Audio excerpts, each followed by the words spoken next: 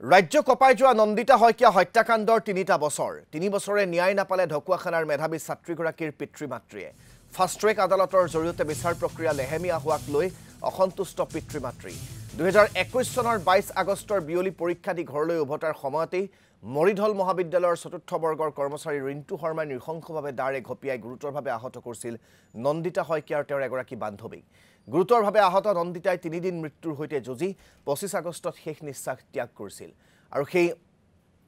নন্দিতাৰ পৰিয়ালটোৱে আজি পৰ্যন্ত ন্যায় নাপালে আৰু সেই নন্দিতাৰ পৰিয়ালটো আমি আপোনালোকক টেলিভিছন স্ক্ৰীনত দেখুৱাইছো ৰাজ্য কপাই যোৱা এই নন্দিতা শইকীয়াৰ হত্যাকাণ্ডৰ ৩টা বছৰ সম্পূৰ্ণ হৈছে আজিও ন্যায়ৰ অপেক্ষাত চকুলো টুকি আছে মেধাৱী ছাত্ৰী নন্দিতা শইকীয়াৰ পিতৃ-মাতৃয়ে ফাষ্ট ট্ৰেক আদালতৰ জৰিয়তে বিচাৰ প্ৰক্ৰিয়া লেহেমীয়া হোৱাক লৈ অসন্তুষ্ট হৈ পৰিছে পিতৃ-মাতৃ তেওঁৰ ঘৰত গৈ আমাৰ সাংবাদিক প্ৰতাপ দত্ত উপস্থিত হৈছিল প্ৰতাপ দত্তৰ কেমেৰাৰ সন্মুখত পিতৃ-মাতৃয়ে কিদৰে নিজৰ ক্ষোভ ব্যক্ত কৰিছিল সেয়া আপোনালোকে চাওক এই মুহূৰ্তত উপস্থিত আছো ঢকুৱাখানাৰ নন্দিতা শইকীয়াৰ কাঠবাৰীস্থিত বাসগৃহত আৰু মোৰ সহযোগীক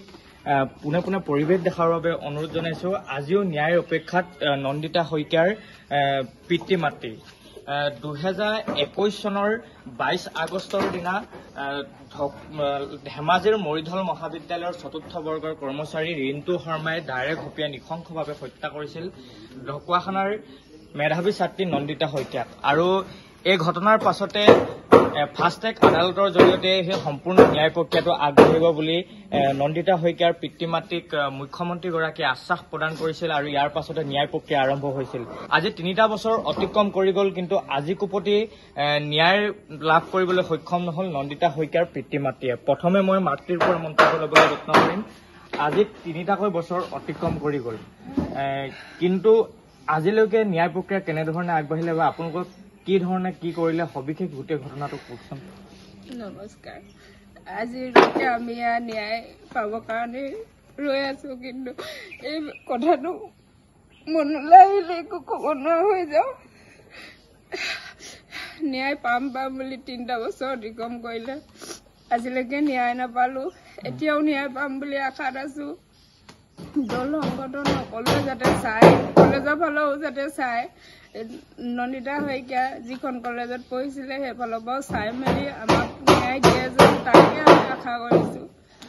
মুখ্যমন্ত্ৰীগৰাকীয়ে নিজে উত্থাপন কৰিছিল যে এই গোটেই ঘটনাটো ফাষ্ট ট্ৰেক আদালতৰ জৰিয়তে বিচাৰ হ'ব তাৰ পাছতে কেনেধৰণে আপোনালোক কিবা সুদা পোছাৰ বাবে বা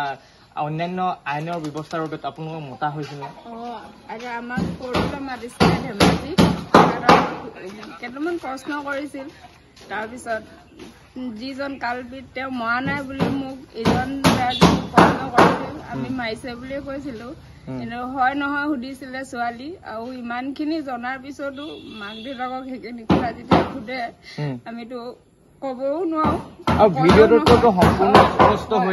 ভিডিঅ'ত সকলো দেখাৰ পিছতো ভাইৰেল দেখাৰ পিছতো আমাক নি সোধাৰ একো দৰকাৰ নাছিল আইনৰ কৰ্তব্যৰ কাৰণে আমাক সুধিলে আমি গোটেইখিনি ক'লো কোৱাৰ পিছতো আমি আশাতে ৰৈ আছো এতিয়া কালপেট ওলাই আছে নে কি কৰিছে নে কলেজত যদি জইন হৈছে তাকো আমি গম পোৱা নাই এদিন আমি উকিল ছাৰক লগ কৰিম বুলি ফোন কৰিছিলো ছাৰে ক'লে যে এতিয়া মোৰ তাত নাই আৰু আমি এইবিলাক ইমান নাজানো গতিকে সকলো দল সংগঠন আকৌ যাগে জাগ্ৰত হৈ ন্যায় দিয়ে ছোৱালীজনী মই মাতৃ হৈ তাকে আশা কৰিছো আৰু যিগৰাকী উকিলে আপোনালোকৰ এই সম্পূৰ্ণ ঘটনাটোৰ তদন্ত আগবঢ়াইছে সেই উকিলগৰাকী কেনেধৰণৰ তেওঁৰ হেৰি উকিলগৰাকী এতিয়া সেই এদিন আমি কল কৰিছিলো তেওঁক লগ কৰিম বুলি গৈ তাৰপিছত তেওঁ তাত সেইদিনা নাই বুলি ক'লে তাৰপিছৰ পৰা আমি পোৱা নাই কলো পোৱা নাই তেওঁৰ ভাগৰ কেতিয়াবা আমাৰ এদিন দেৱৰ দত্তৰ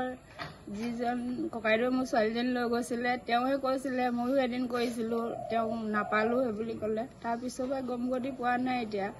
আমি এটাই আহ্বান জনাওঁ তেখেতেও যাতে কেছটো দব নিদি ন্যায় দিয়ে তাকে মই আশা কৰিছো তেখেতলৈও হয় নিশ্চয় মাতৃয়ে এটাই মত পোষণ কৰিছে পূৰ্বেও তেওঁ কৈছে যে অতি সোনকালে ন্যায় পাব লাগে এই পৰিয়ালটোৱে অতি সোনকালে ন্যায় পাব লাগে মোৰ সৈতে পিতৃ আছে মই তেওঁৰ পৰা মন্তব্য ল'বলৈ যত্ন কৰিম আপোনালোকক কেনেধৰণে ন্যায় প্ৰক্ৰিয়া আগবাঢ়িছে বা আপোনালোকৰ কোৰ্টলৈ মতা হৈছে নে কেনেধৰণে কি আগবাঢ়িছে কওকচোন নমস্কাৰ আমাক কোৰ্টলৈ মাতিছিলে মাতি আমাক যিখিনি কথা এইখিনি সুধিছে, কিন্তু অৱশ্যে আমাক সেইখিনি সুধিবলগীয়া কোনো আমাক হেৰিয়ে দেখা নাই। তথাপিতো চৰকাৰ বা আইনৰ কিবা যদিও আছে আমি নাজানো, যিটো কেছ সম্পূৰ্ণ ভাইৰেল হৈ গৈছিলে, তাৰ পাছত আমাক ইমান দুখৰ হেৰিয়তো আমাক সেইখিনি সোধাৰ কোনো প্ৰয়োজন বুলি আমি নাভাবোঁ। তথাপিতো কোৱা পাছতেও ফাৰ্ষ্ট আদালতত কেছটো লৈও আজি 3 বছৰ পৰ্যন্ত আমি চৰকাৰৰ কেছটো লৈ আছে কাৰণে আমি কোনো মাত বা একো কোৱা নাই। তাৰমানে তেখেতলোকতকৈ আমি ওপৰ নহওঁ। গতিকে আমি ইমান দিনে চাই আছোঁ বা আজি পৰ্যন্ত আমি একো তাৰ ন্যায়ৰ নাপোৱা। আৰু এতিয়া আমাৰ কাণত পৰিছে কিছুমান কথা, সেই নৰপিশাচটোৱে চাকৰিটো জইন কৰিছে বুলি। গতিকে এনেকৈ যদি চৰকাৰে কেছ লোৱাৰ পাছত জনসাধাৰণৰ আইনৰ হেৰিয়েদি এনেকৈ অপৰাধী হাৰিয়ে যায়, তেতিয়াহ'লে জনসাধাৰণৰ ন্যায়ৰ প্ৰতি কেনেকৈ আশ্বাস আৰু বিশ্বাস থাকিব?